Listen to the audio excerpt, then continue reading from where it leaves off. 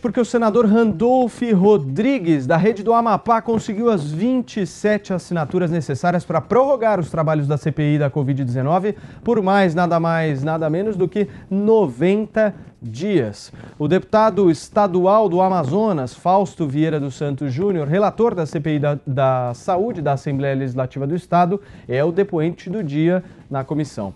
Ele declarou que a fragilidade do sistema de saúde do Amazonas era muito clara e que a falta de oxigênio no estado era uma verdadeira tragédia anunciada. Outros fatos, para vocês terem uma ideia, que giram hoje em torno da CPI da Covid-19.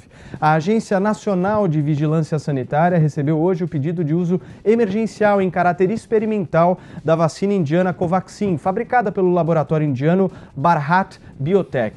E a Justiça do Rio de Janeiro deu um prazo de 15 dias para que o ex-governador do estado do Rio de Janeiro, Wilson Witzel, apresente explicações sobre insinuações em tom de acusação feitas durante seu depoimento na CPI contra o senador Flávio Bolsonaro. É muita pauta, é muita notícia para a gente debater aqui, então vamos por partes. Constantino, eu quero saber a sua opinião. Essa CPI, mais 90 dias, é necessária ou não é? Não é necessária nem a existência, né, Paulo? É um circo, é um palanque montado pelo gabinete paralelo do lulismo para tentar desgastar o presidente Bolsonaro de olho em 2022, protegendo os suspeitos do Covidão, né, inclusive convocando o suplente que nunca aparece lá para ter voto para garantir que o Carlos Gabas, do Consórcio Nordeste, e ligado umbilicalmente ao PT, não fosse convocado.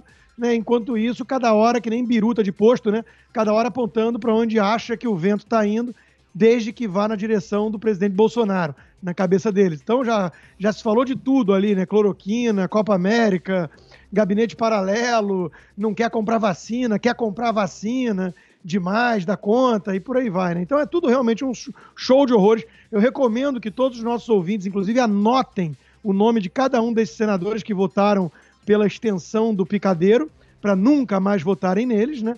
Porque mostram realmente que só tem um objetivo, tentar desgastar o presidente e dane-se os meios, né? Então estão dispostos a manter isso aí para a imprensa. É o máximo, né? Trabalho fácil, todo dia comentar essa palhaçada, e hoje, por acaso, foi uma palhaçada mais engraçada um pouco para o povo brasileiro, né? Porque nós vimos lá o depoente peitando, e ele que é do Amazonas, expondo ali algumas verdades incômodas do senador Omar Aziz, o presidente do circo, que não pôde nem dar voz de prisão, né? Porque, pelo visto, o depoente falou a verdade, né? Que ele é acusado de desviar quase 300 milhões de reais, ele e a família, e por aí vai. Então, é bom ele lembrar, porque ele era um senador mais de bastidor e tudo, ganhou os holofotes da imprensa, parece que gostou da coisa, né? Ganhou gosto aí pela coisa, achando que ia controlar sempre a narrativa, junto com seus cúmplices na imprensa. Só que ele esqueceu que tem o dia do pombo e tem o dia da estátua, né? Tem o dia da pedra e tem o dia da vitrine. Hoje ele é estátua, hoje ele é vitrine, e o povo brasileiro gostou. Agora, teve um momento ali que ele interditou a resposta do depoente e deu uma piscadela para alguém, imagino que seja algum outro senador lulista da vida. É a típica conduta do malandro, né? Quer dizer, realmente ele esquece até mesmo que está sendo tudo filmado. Agora, Serrão, me tira uma dúvida, nós teremos recesso parlamentar agora em julho ou não? Você sabe me dizer? Deveria ter, está previsto. Para a Câmara vai acontecer. Agora, para o Senado, com a prorrogação dessa CPI, provavelmente não. Mais 90 dias de CPI, quem é que aguenta o negócio desse? É aquele negócio do macaquinho, não é possível, né? Não é possível, o meme do chimpanzé que tanto circula nas redes sociais.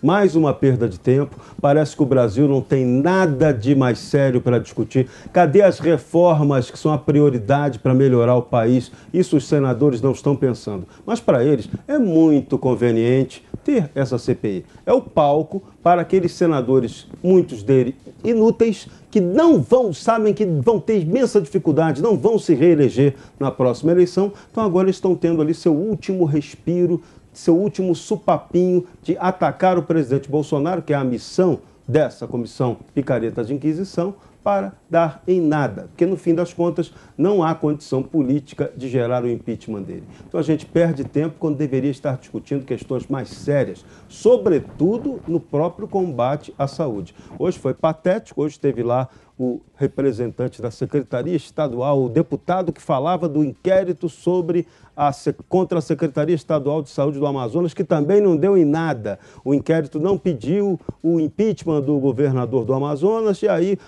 ele foi questionado pelos senadores: que absurdo, como vocês não conseguiram produzir um inquérito que permitisse a saída do governador do Amazonas. Então, é tudo um grande circo de horrores, uma perda de tempo, total perda de tempo e de dinheiro. Essa CPI também gasta recurso público inutilmente. Então, o Brasil tem que mudar, a população está de saco absolutamente cheio de tudo aquilo que está vendo ali. E o senador Omar Aziz hoje tomou o troco. Foi querer dar uma de engraçado em questões paroquiais e acabou sendo chamado ali de incompetente e até indiretamente de corrupto. Não fez bem para o currículo dele, não. Amanda Klein, como é que você enxerga essa prorrogação da CPI? Oi, Paulo, boa tarde a todos. Olha, só para responder uma pergunta anterior, eu questionei agora um senador próximo ao Rodrigo Pacheco para saber se ia ter recesso parlamentar ou não. Você fez essa pergunta ao Serrão. Me disseram que sim, provavelmente será entre o dia 19 de julho e 1º de agosto, então teremos uma folga aí da CPI. Eu acho que é necessária a prorrogação. O senador Randolfo Rodrigues, até a última vez que eu chequei, já havia 32 assinaturas nesse pedido, nesse requerimento de prorrogação. A expectativa é que se chegue a pelo menos 40 assinaturas para ter um pedido bem robusto, e aí cabe ao presidente do Senado, Rodrigo Pacheco, ler esse requerimento em plenário e autorizar a continuação dos trabalhos. E aí eu conversei com o entorno do Pacheco para saber como é que estava essa temperatura, porque também havia nos bastidores uma pressão do Planalto para que o presidente Rodrigo Pacheco não autorizasse, mas o que me disseram essas pessoas próximas a Pacheco é o seguinte: olha, o STF, quando ele mandou instalar essa CPI, ele já abriu uma jurisprudência, já estabeleceu uma jurisprudência de que é preciso cumprir a Constituição, ou seja, se você obedecer aos critérios como número de assinaturas e alguns outros requisitos, a CPI tem que ser instalada e, portanto, ela tem que continuar. Então, o Rodrigo Pacheco vai receber esse pedido, aí ele tem que também encaminhar isso à mesa diretora para fazer uma conferência das assinaturas e, passado toda essa parte burocrática, que pode levar alguns dias, a perspectiva é que sim, que essa autorização seja concedida pelo presidente do Senado. Então, a pressão do governo, do Planalto, não tem que ser em cima do Rodrigo Pacheco, tem que ser em cima de quem está assinando o pedido da CPI. Essa CPI, ela obedece àquela máxima de que a gente sabe como a comissão parlamentar de inquérito começa, mas não sabe como termina. Então, ela foi chegando a algumas teses, né, foi tecendo algumas teses conforme os depoimentos avançaram. Então, primeiro veio aquela coisa do gabinete paralelo, da imunidade de rebanho, do tratamento precoce, e estava debruçada principalmente aí, até chegar o depoimento dos irmãos Miranda. E aí o que se ouve nos bastidores, o que os senadores dizem, é que a CPI mudou de patamar, porque agora chegou mais perto do presidente Bolsonaro e chegou mais perto de um líder importante do Centrão, que é o Ricardo Barros. Inclusive, amanhã deve ser colocado em votação um requerimento para a convocação do Ricardo Barros, que também já se colocou à disposição da CPI, diz que vai atender o convite, a convocação que deve ser transformada em convite, e comparecerá à CPI para prestar os esclarecimentos. E chamou a atenção muito hoje dos integrantes também a mudança de estratégia, de narrativa do governo. Hoje o líder, Fernando Bezerra, líder do governo no Senado, diz que o presidente Bolsonaro pediu ao Élcio Franco, então secretário executivo, que fizesse uma apuração no contrato de compra da Covaxin. Então veja só a mudança de retórica. Primeiro, disseram que houve uma fraude na invoice, que é uma espécie de nota fiscal, né? Foi naquela coletiva, naquele pronunciamento do ministro Onyx Lorenzoni. Depois disseram que Bolsonaro pediu ao Pazuello que fizesse essa investigação. Só que a denúncia dos irmãos Miranda foi feita no Palácio da Alvorada para o Bolsonaro no dia 20 de março. E dia 23, salvo engano, Pazuello já foi exonerado do cargo. Dia 26, ou seja, 6 dias depois, o Élcio Franco foi exonerado do cargo, então dificilmente daria tempo dele fazer uma investigação cautelosa e criteriosa, como Fernando Bezerra colocou hoje. O presidente Bolsonaro disse ontem que ele não podia saber o que acontecia em todos os contratos, em todos os ministérios. Então, aí uma mudança de narrativas, e hoje veio essa história do Élcio Franco. Então, a CPI ainda tem muito que avançar, há outros sigilos a quebrar, outros importantes depoimentos a ouvir, como do Carlos Wissert amanhã, Francisco Maximiano, que é o presidente da Precisa. Então, há muito que avançar, e a avaliação dos senadores é que isso não poderá ser feito em apenas um mês. Eles vão precisar de mais tempo. Bem, Bruna, eu, analisando a CPI de hoje, vi que o assunto central, obviamente, foi a crise no estado do Amazonas. Agora, se a gente for analisar, o Supremo Tribunal Federal ontem novamente deixou claro que está suspensa a convocação de governadores. Tá certo isso, a CPI não poder ouvir o governador do estado do Amazonas, Wilson Lima? Está completamente errado. Evidentemente que o ganho dessa prorrogação seria a gente poder ouvir vários governadores. É importantíssimo trazer à CPI os governadores que tiveram de lidar com a pandemia nos estados com maior densidade populacional. O caso do Amazonas é um caso muito típico, porque a corrupção ali já está provada, né? O depoimento de hoje já demonstrou que houve muita corrupção nos estados.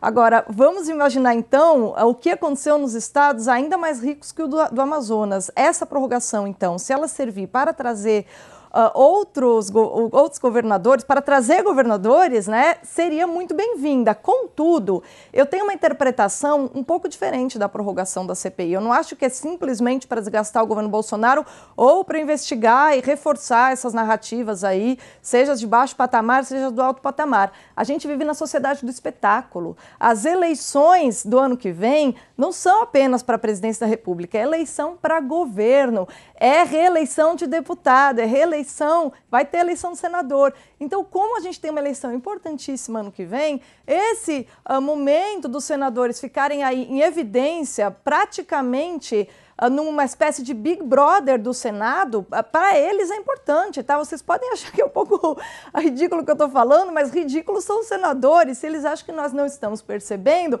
que eles estão aproveitando ali o palco para exibição própria de suas qualidades. Então, o que a gente vê ali é o grande Big Brother do Senado, né, para que os senadores preparem as suas campanhas para o ano que vem. Isso não apenas quanto aos senadores da oposição, isso também se refere aos governistas que estão aí planejando, mais uma vez, pegar uma onda de olha, eu ajudei ali o governo na CPI ano passado, olha como eu sou maravilhoso, acenando também à base de apoio. Então eu vejo aí essa prorrogação como o encanto dos senadores por permanecer no palco mais 90 dias. Amanda Klein pedindo a palavra.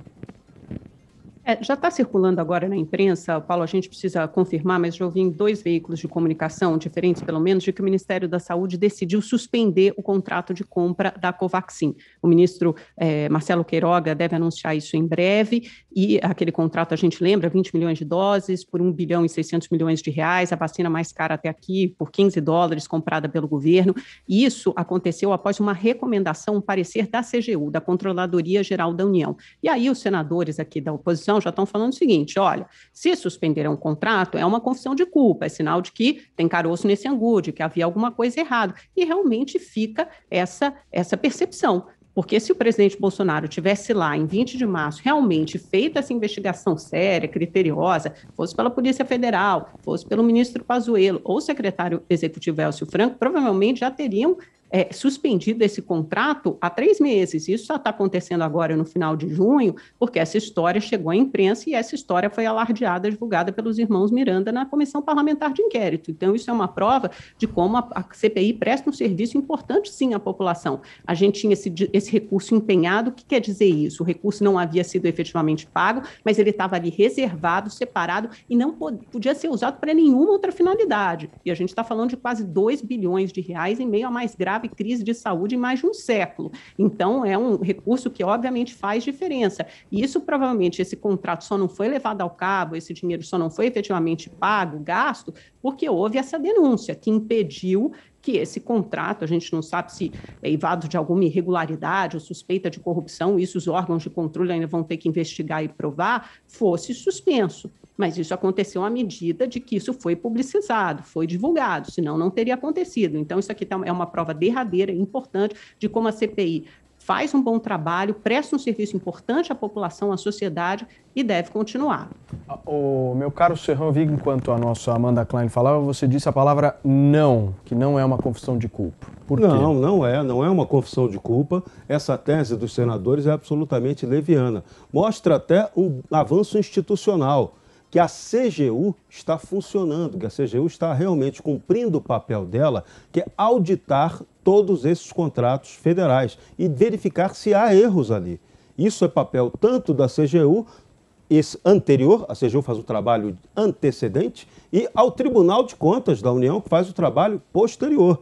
Tanto que tem a informação aí de bastidor de que o Tribunal de Contas estaria avaliando 125 casos, não é de crimes, mas de possíveis irregularidades ou falhas na gestão de vários contratos da pandemia do Ministério da Saúde. Então, isso é um fato positivo. Aqui, no Brasil, tudo tem que ser investigado. A máquina pública brasileira, ela é estruturalmente dominada pelas organizações criminosas. A área da saúde é algo pavoroso. Vou só lembrar o caso mais típico. O grande Serginho Cabral, governador do Rio de Janeiro, ele dominava as licitações na área de saúde e educação, os maiores orçamentos daquele estado, desde o governo Marcelo Alencar na década de 90, quando ele era deputado, Sérgio Cabral. Então, isso daí, a área da saúde, a área de educação, essa área de compras federais, toda ela tem que ser muito fiscalizada. E no caso da pandemia, isso a gente cantou a pedra desde o começo.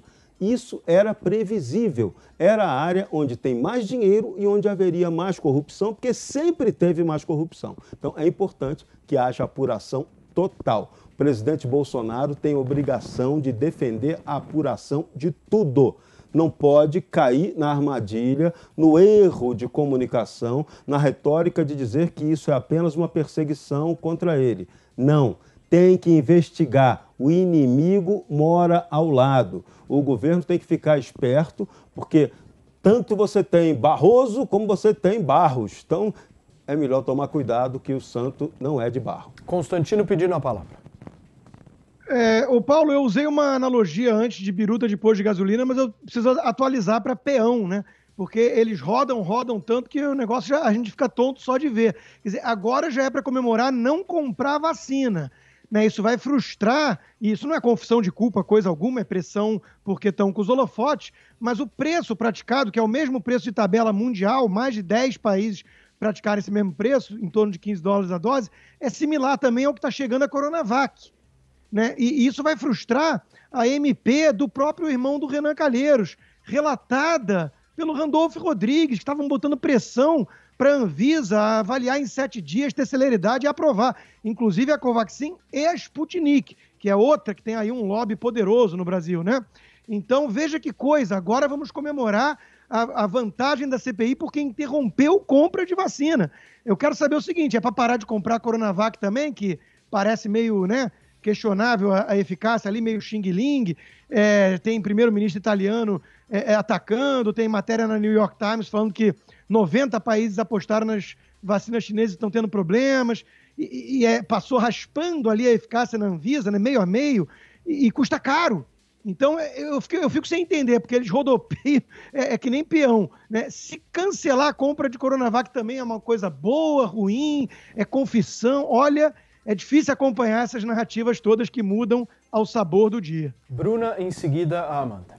Olha, uma coisa que a gente não pode deixar de falar diante da prorrogação aí da CPI é do conflito de interesse que está em jogo. Vejam só, a gente tem visto nas pesquisas de 2007 para cá que a população brasileira, o povo brasileiro não confia nos parlamentares, não confia no Congresso. O grau de confiabilidade numa pesquisa aí de 2019, para citar uma das mais recentes, Datafolha, hein, é de 7%. Quer dizer, apenas 7% da população brasileira confia nos parlamentares. E todos esses problemas de corrupção que realmente devem ser investigados em torno da gestão da pandemia são de maior interesse da população que foi quem sofreu com a pandemia. Agora, quem é que está investigando? Justamente aqueles em quem o povo não confia.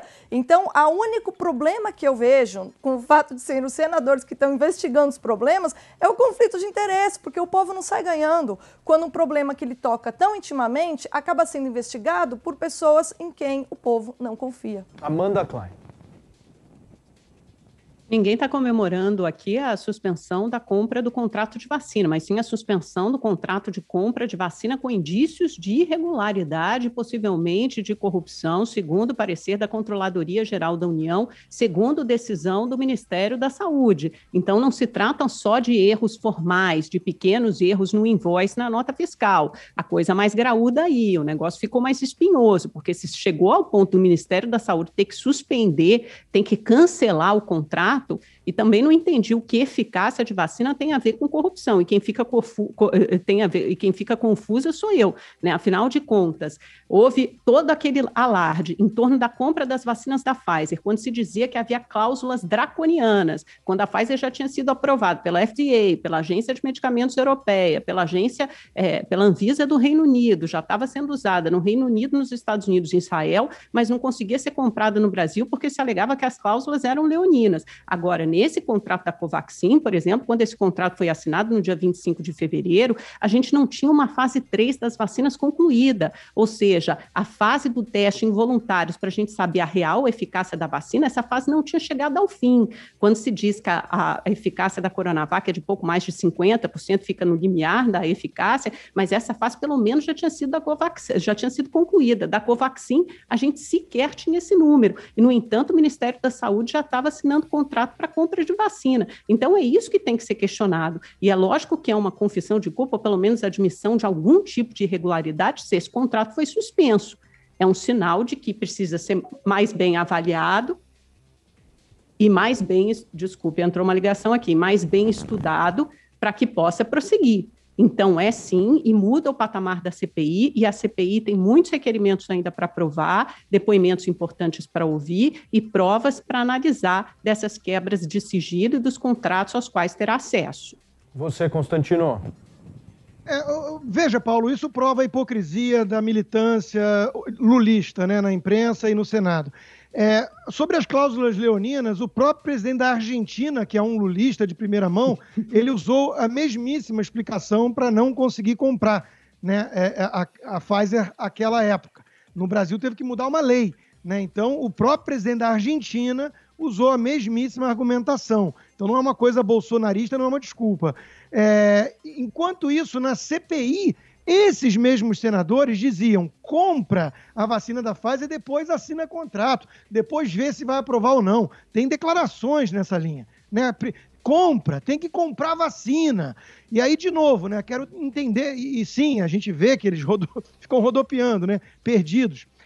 A MP, deixa eu repetir aqui com toda a calma, a MP para pressionar pela compra da Covaxin, aquela época que agora, de repente, passou a ser muito suspeito querer comprar a vacina, naquela época, a indiana, foi de autoria do irmão do Renan Calheiros e relatada pelo Randolph Rodrigues.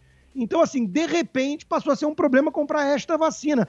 É muita hipocrisia, é chamar todo mundo de palhaço, né? E, de novo, repito, preço tabelado, $15 é o mesmo preço para o mundo inteiro, de 15 a 20, mais de 10 países praticaram esse preço, e é a mesma ordem de grandeza da Coronavac. Se esse preço causa estranheza, eu quero entender por que estão aplaudindo a chegada de Coronavac no Brasil. Em seguida, Amanda. Agora, um detalhe curioso desse esquema da grana pesada em cima das vacinas.